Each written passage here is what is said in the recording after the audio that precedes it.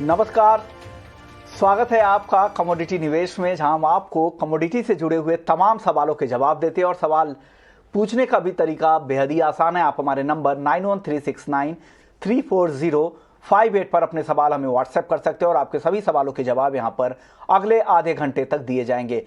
अगर आप व्हाट्सएप नहीं करना चाहते तो आप हमारे सोशल मीडिया पेज पर भी जाकर अपने सवाल पोस्ट कर सकते हैं और जो भी सवाल पूछे अपने नाम और शहर का नाम जरूर लिखें ताकि आपके नाम के साथ आपके सवाल को शामिल किए जाएंगे। अगर कोई भी सवाल रह जाता है तो अगले दिन इसी शो में आपके सवालों को शामिल किया जाएगा। और आज आपके सवालों के जवाब देने के लिए हमारे साथ नवनीत दमानी जी हैं, मोतीलाल ओसवाल से, और सचिन गुप्ता हैं जो चॉइस ब्रोकिंग के हैं। आप दोनों ही मेहमानों का स्वागत है। लेकिन सबसे पहले बात गोल्ड और सिल्वर की, जहां पर जबरदस्त तेजी दिख रही है। काफी दिनों के बाद इस तरह का एक्शन गोल्ड और सिल्वर में देखने को मिल रहा है।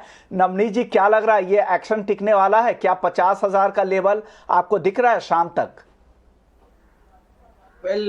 काफी दिनों के बाद एक कंसिस्टेंट तेजी का माहौल देखने मिल रहा है गोल्ड प्राइसेस में, और मुझे लगता है कि ये एक बहुत ही अ, एक अच्छी शुरुआत है इस महीने की। और मुझे लगता है कि इस साल के लिए कि जहाँ पे कंसिस्टेंसी देखने मिल रही है, डेफिनेटली 50,000 के ऊपर के लेवल देखने मिलेंगे। बट आज के सेशन में मिलेंगे कि नहीं, ये कहना थोड़ा सा डिफिकल्ट है। हमने देखा यूक्रेन रशिया का जो क्राइसिस उभरता हुआ एग्रेवेट होता हुआ नजर आ रहा है। सारे रिस्की एसेट्स में एक नरमी का माहौल छाया, जिसका इजाफा बेनिफिट गोल्ड प्राइसेस को देखने मिलेगा। और साथ ही साथ आज फेड की एक बैठक है जहां पर माना जा रहा है कि कहीं ना कहीं कुछ कमेंट्री इंटरेस्ट रेट के ऊपर भी हो सकती है। हालांकि अगर इसमें से ऐसा कुछ भी निष्कर्ष आया तो थोड़ा सा डीरेल हो जाएगा गोल्ड का रैली। बट अदरवाइज मेरे हिसाब से मौजूदा अंडरलाइंग टोन काफी बुलिश है और यहाँ पे से इंक्रीमेंटल गेन और देखने मिल सकते हैं। ओके, यानी इंक्रीमेंटल गेन यहां से और देखने को मिल सकती है। टेक्निकली आपको सचिन कैसा लग रहा है? 49,800 के आसपास क्या हर्डल है? अगर ये हर्डल क्रॉस अगर करता है गोल्ड तो आपको कौन से लेवल यहां पर दिख रहे हैं? इस हफ्ते आप उम्मीद कर रहे हैं 50,000 के ऊपर गोल्ड अब टिक जाएगा? गुड इवनिंग विश्वमोहन जी। बिल्कुल, जिस तरीके के मोमेंटम्स गोल्ड और सिल्वर दोनों काउंटर्स में लौटते हुए नजर आए हैं और जिस तरीके से जियोपॉलिटिकल टेंशंस जो है वो एक अलग ही रुख लेता हुआ नजर आ रहा है, हमें लगता है गोल्ड और सिल्वर जो है एक सेफ हेवन के तौर पर यहाँ पर जो है वो बाइंग साइड में रह सकते हैं। इवन गोल्ड के अंदर भी हमने देखा है अच्छे लोअर लेवल से जो है रिकवरी आती हुई नजर आई है और कंसिस्टेंटली जो है प्राइजेस अपसाइड में सस्टेन करते हुए नजर आ रहे हैं। बेस्ड ऑन दैट हमें लगता है कि ये तेजी जो है अभी और कंटिन्यू होना चाहिए और अप्रोक्सीमेटली 49,630 के आसपास में भी प्राइस यहाँ से चल रहे हैं, जहाँ से हमें लगता है कि 400 से 500 पॉइंट का मोमेंटम जो है इजीली गोल्ड में जो है देखने को मिल सकता है। तो 50,000 तक के लेवल्स जो है वो हमें लगता है कि इंट्राडे में और 1 से 2 ट्रेडिंग सेशंस में जो है वो देखने को मिल सकते हैं। फर्दर 50,000 के ऊपर जैसे ही गोल्ड सस्टेन होता है तो नेक्स्ट लेवल जो है वो 50,500 और 700 तक के लिए भी गोल्ड के अंदर देखने को मिलेंगे। ओके, तो ये व्यू है गोल्ड को लेकर सचिन जी और नवनीत जी का। चलिए, हमारे साथ भार्गव वैद्य साहब भी हैं, वीएन वैद्य एंड एसोसिएट्स के। सर, स्वागत है आपका ईटी नाउ स्वदेश पर।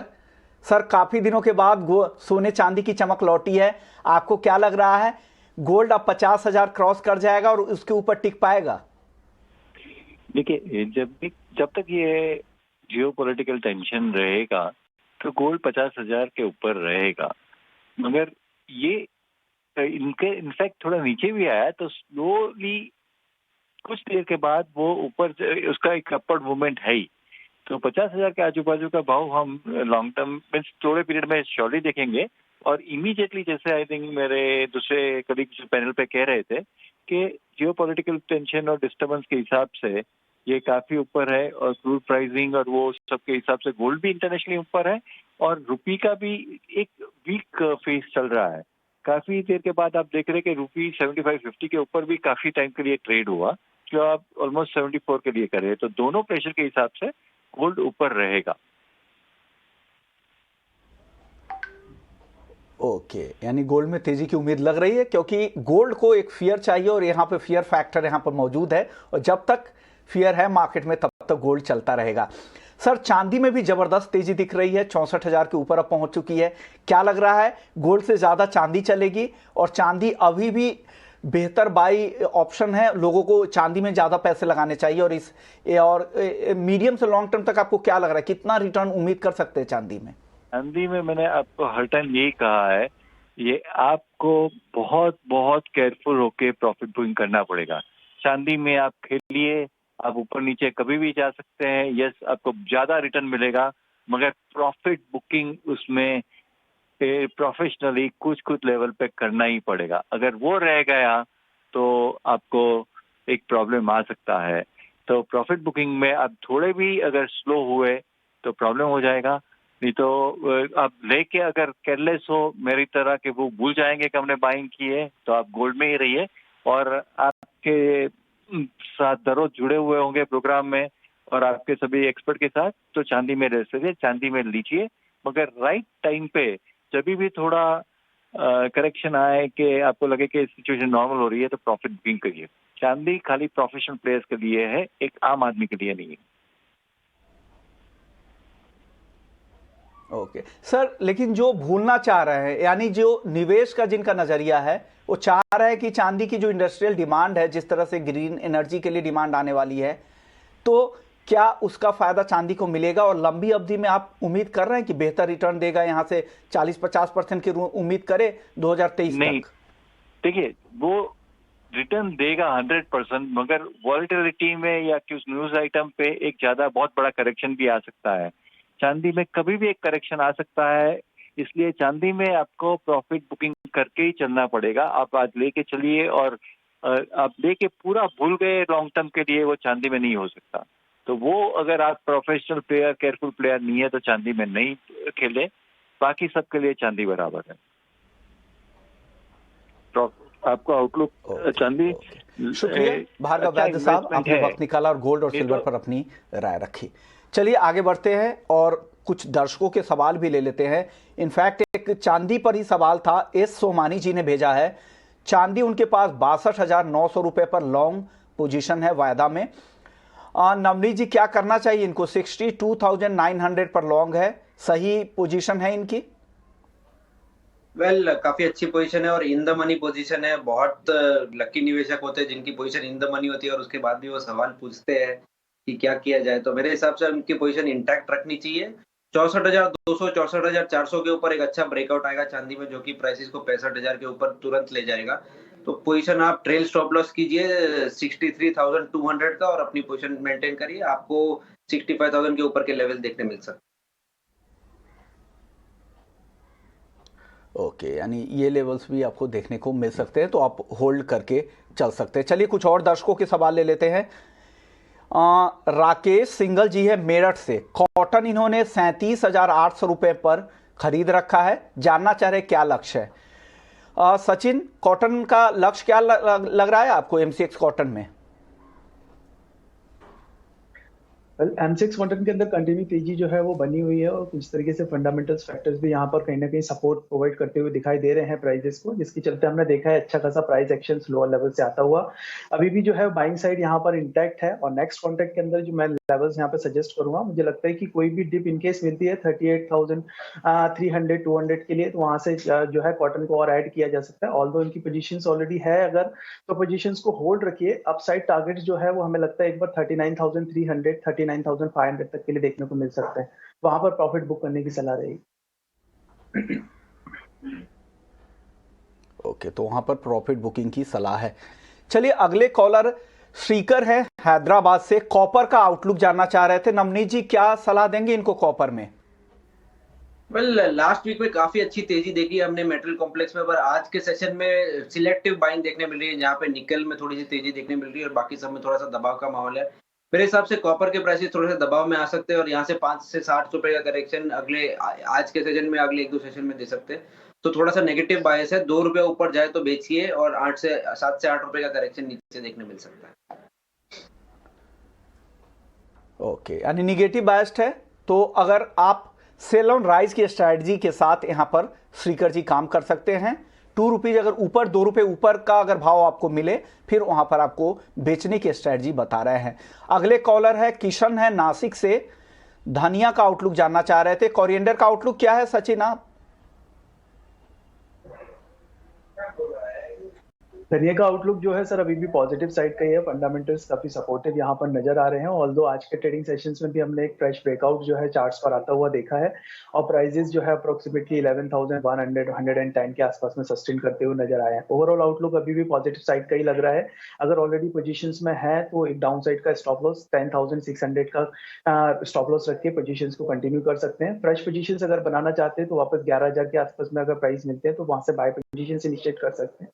10,600 का एक स्टॉप लॉस रहेगा। अपसाइड टारगेट हमें लगता है एक बार 11,500 11,600 के वापस देखने को मिलेंगे। ओके, तो ये व्यू है इनका कोरिएंडर को लेकर। चलिए अब अगले कॉलर का सवाल ले लेते हैं। अशोक भड़के जी हैं, कॉटन केक पर जानना चाह रहे थे कि कॉटन केक में यहाँ से क्या लग रहा है, क्या करना चाहिए। अशोक भड़के जी को क्या सलाह देंगे कॉटन केक पर सचिन आप? सर कॉटन के दोनों का ही आउटलुक जो है वो पॉजिटिव साइड का है। ऑल्दो लास्ट 3 डेज से हमने देखा है continuously cotton seed oil cake के अंदर भी जो है वो अपवर्ड मोमेंटम से यहाँ पर बनते हुए नजर आए हैं। हमें लगता है कि ये तेजी अभी और अपसाइड में कंटिन्यू हो सकती है। हायर साइड पोटेंशियल हमें यहाँ से लगता है 3350 3400 तक के लिए। वहीं डाउन साइड में जो एक सपोर्ट है वो 3150 के आसपास में इंटैक्ट है। कोई भी डिप मिलती है तो बाइंग की सलाह रहेगी।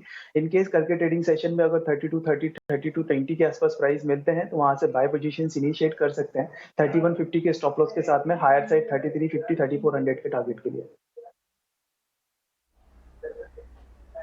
ओके, तो ये व्यू है, आपको बाई ऑन डिप्स की स्ट्रेटजी अपनानी चाहिए क्योंकि ट्रेंड पॉजिटिव है। चलिए एग्री मार्केट की बात कर रहे हैं तो हमारे साथ अमित खरे जी भी आ गए हैं, टेक्निकल एनालिस्ट है जीसीएल के। सर सबसे पहले आपसे ग्वार सीड और ग्वारगम पर राय जानना चाहेंगे। आज फिर से जबरदस्त तेजी दिख रही है, आंकड़े क्या बता रहे हैं, क्या आंकड़े कितने सपोर्टिव है, और फिर उसके बाद टेक्निकली बताइए किस तरह के कॉल्स इसमें लेने चाहिए। जी सुमन जी, थैंक यू। जैसे आंकड़ों की अगर बात करें तो इस मंथ भी जैसे लास्ट मंथ का जो एक्सपोर्ट की डेटा है वो भी काफ़ी अच्छे आए हैं, लगभग 24-25 लाख एमटी के आसपास आए हैं। तो एक्सपोर्ट कंटिन्यू धीरे धीरे करके मंथ वाइज मंथ अच्छा ही हो रहा है। और जैसे ओवरऑल जो फसल जो थी इस बार भी वो लगभग 40% के आसपास 35% के आसपास कम की आई है।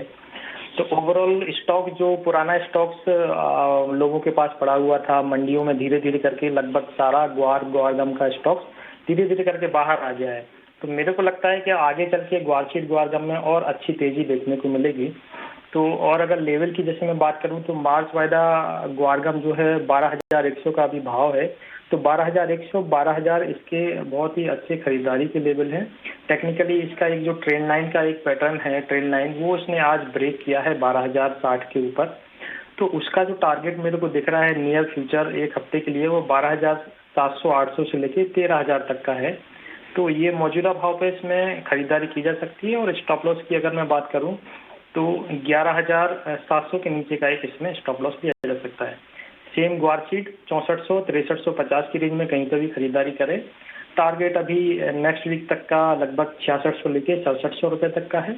और ट्रेडर्स को इसमें 6270 के नीचे का एक स्टॉप लॉस लेके चलना चाहिए। ओवरऑल ट्रेंड बहुत बढ़िया है, आगे इसमें और अच्छी मजबूती देखने को मिलेगी। जी सुमन जी। ओके, और ट्रेंड इनको पॉजिटिव लग रहा है। 6,400 6,350 से लेके 6,400 के आसपास आपको ग्वारसीड खरीदने की सलाह है, करंट लेवल के आसपास ही है। और टारगेट दे रहे हैं 6,600 से 6,700 का। स्टॉप लॉस यहाँ पर लगा ले 6,270 का। वहीं ग्वारगम 12,000 से 12,100 रुपए के आसपास खरीद ले, 12,700 से 13,000 के टारगेट के लिए, और 11,700 का स्टॉप लॉस लगा ले। अब अमित जी, स्पाइसेस में आपको क्या पसंद आ रहा है? कोरिएंडर, टर्मरिक और जीरे, इन तीनों में से कौन से काउंटर्स में आप खरीदारी की सलाह देंगे और किसे अवॉइड की सलाह देंगे? जी, मसालों में भी लगभग जैसे हल्दी को छोड़ दें तो दोनों काउंटर में बहुत अच्छी तेजी अभी हम पिछले कुछ सेशन से देख रहे हैं। और आगे भी मेरे को लगता है इन दोनों ही काउंटर में बहुत अच्छी तेजी देखने को मिलेगी। फ्रेश लेवल्स की अगर का अनुमान इस बार 40% के आसपास तक का ही है। लगभग 60 से 65% फसल इस बार कम की आशंका जो है, किसान लोगों से मेरी बात होती रहती है तो उन्होंने ऐसा बताया मेरे को। तो जीरा जो है मार्च वायदा अगर फ्रेश में देखूं तो 21,200 के आसपास इसमें फ्रेश खरीदारी की जा सकती है। मेरे को लग रहा है शॉर्ट टर्म में ये जल्द ही 21,800 22,300 की रेंज जल्द ही ये टेस्ट कर सकता है। और स्टॉप लॉस की अगर मैं बात करूं तो स्टॉप लॉस जो है इसमें 20,800 के नीचे का लिया जा सकता है। इसका मैं करंट में जो चार्ट देख रहा हूं तो दिसंबर 2017 का एक हाई दिख रहा है मेरे को 22,360। तो पोजिशनल प्लेयर्स को जो है 22,360 के लेवल को बहुत अच्छे से वॉच करना चाहिए। इसके आसपास उनको एक बार मुनाफा वसूली करनी चाहिए और अगर ये 20,360 के ऊपर मार्केट निकलता है तो इसमें आगे चल के कोई भी भाव बन सकते हैं। जी मोहन जी। ओके, तो ये भी है स्पाइसेस को लेकर। अब अमित जी, अब आखिरी सवाल कॉटन केक को लेकर। अशोक भड़के जी अभी सवाल पूछ रहे थे, सचिन जी ने भी सवाल बताया है। अब आपका व्यू कॉटन केक को क्या लग रहा है? अगर किसी को ट्रेड करना है तो किन लेवल्स पे एंट्री करनी चाहिए कॉटन केक में? जी उस्मान जी, कुकुड मैं अभी जैसे बता देता हूँ। कुकुड अभी जैसे मौजूदा भाव 3270 के आसपास है। मेरे को लगता है 3350 से लेके 3400 की रेंज में ट्रेडर्स को इसमें एक बार मुनाफा वसूली करनी चाहिए। 3350 से लेके 3400 की रेंज में अभी यहाँ से ज़्यादा नहीं, 70-80 पॉइंट का अपसाइड का मूवमेंट और बाकी है।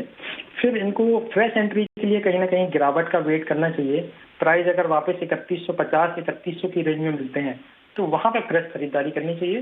3350-3400 का जो रेंज है मार्च कुकुड के हिसाब से वो एक प्रॉफिट बुकिंग का जोन है।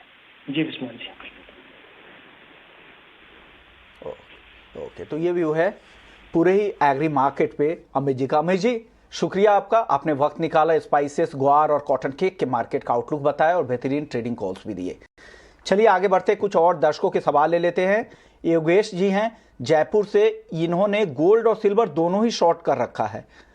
48,800 पे गोल्ड 2 लॉट शॉर्ट कर रखा है, वहीं चांदी 62,800 पे शॉर्ट है। नवनीत जी, क्या लग रहा है ये फंस सकते हैं क्या? 48,800 रुपए में गोल्ड को शॉर्ट कर रखा है, सही स्ट्रेटजी है इनकी या निकल जाएं?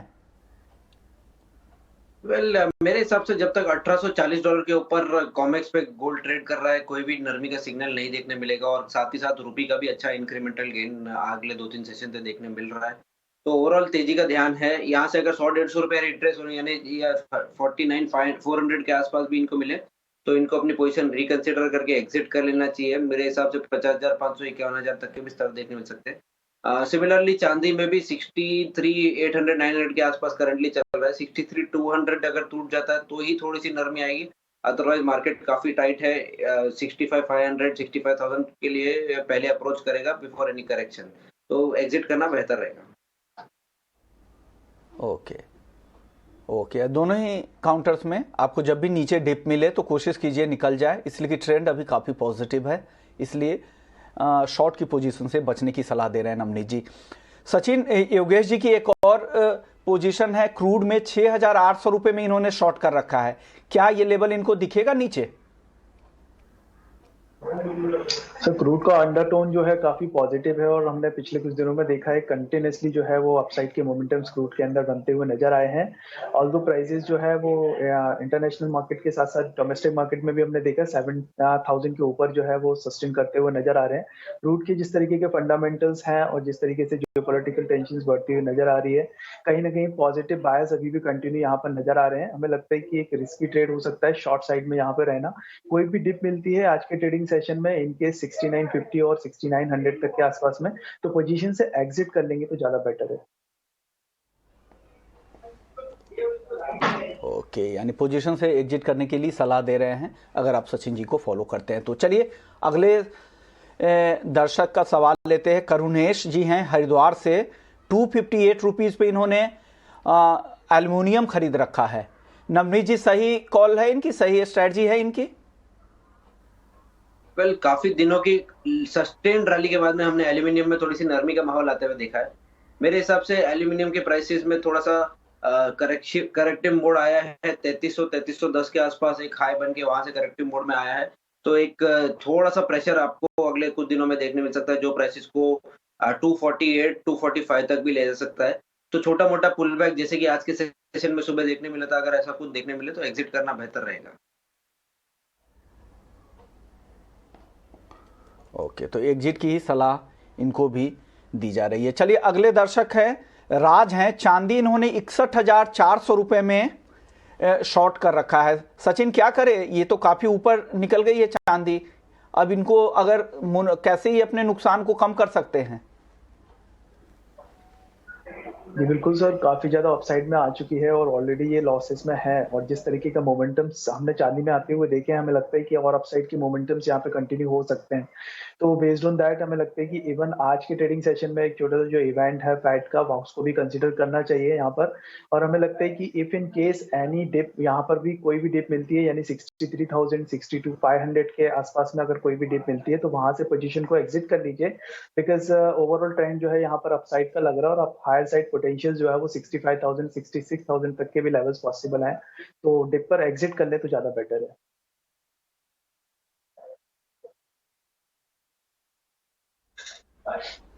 ओके, चलिए अब कच्चे तेल की बात कर लेते हैं। कच्चे तेल में भी जबरदस्त रफ्तार दिखी और आज शुरुआती कारोबार में ही ब्रेंट $96 के ऊपर भी जाता हुआ दिखा और 7,125 के ऊपर MCX क्रूड दिखा। नवनीत जी, क्या लग रहा है कच्चे तेल को लेकर आपका आउटलुक?